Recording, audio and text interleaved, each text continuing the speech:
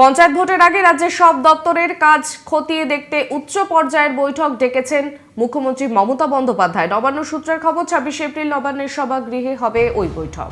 নিয়োগ দুর্নীতি, গরু পাচার, কয়লা কেলেঙ্কারি, একের পর এক কাণ্ডের নাম জড়িয়েছে শাসক দল তৃণমূলের। এদিকে পঞ্চায়েত ভোট সামনেই, তারপরই লোকসভা নির্বাচন। বিরোধীরা একজোট হয়ে ভোটের আগে শাসক দলের দুর্নীতির অভিযোগগুলিকে জনসমক্ষে আনছে। এই পরিস্থিতি আসরে ঘাসফুল শিবিরও। পঞ্চায়েতে রীতিমতো মুখ রক্ষার চ্যালেঞ্জ শাসক দলের। কোন প্রকল্পে কত কাজ হয়েছে, বরাদ্দের কত শতাংশ খরচ, সেই রিপোর্ট তলব করেছে মুখ্য সচিব। আগামী ১৯ এপ্রিলের মধ্যে বিভিন্ন দপ্তর ধরে ধরে এই রিপোর্ট চেয়েছেন মুখ্য সচিব। এই রিপোর্ট কার্ড দেখবেন খোদ মুখ্যমন্ত্রী মমতা বন্দ্যোপাধ্যায়। আগামী ২৬ এপ্রিল নবান্ন সভাঘরে হবে বৈঠক। সেই বৈঠকের আগেই সব দপ্তরের কাছ থেকে কাজের রিপোর্ট চাওয়া হয়েছে।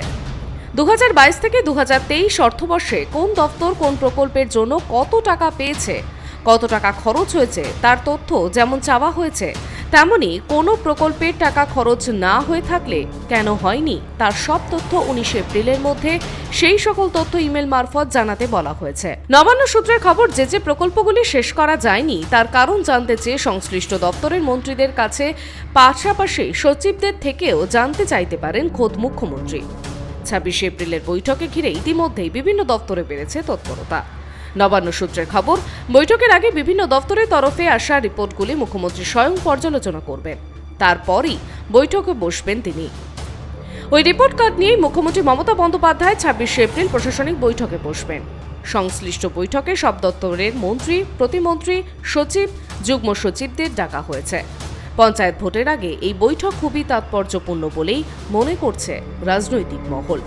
প্রসঙ্গত, জেলায় জেলায় ইতিমধ্যেই সফর শুরু করেছেন তৃণমূল সুপ্রিমো মমতা বন্দ্যোপাধ্যায় ও তৃণমূলের সর্বভারতীয় সাধারণ সম্পাদক অভিষেক বন্দ্যোপাধ্যায়।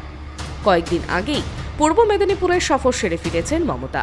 বুধবার বাঁকুড়ায় সভা করেছেন অভিষেক বন্দ্যোপাধ্যায়। উভয়ই ১০০ দিনের কাজের বকেয়া টাকা নিয়ে কেন্দ্রকে তুলোধনা করেছেন। তবে ওয়াকিবহল মহলের মতে, ভোটের আগে একদিকে যেমন দলীয় কর্মীদের বার্তা দিতে জেলা সফরে যাচ্ছেন তৃণমূল নেতৃত্বরা, অন্যদিকে প্রশাসনিক বৈঠক করে উন্নয়নের খতিয়ানও দেখতে চাইছে Nabanna. Bureau report, tribe TV.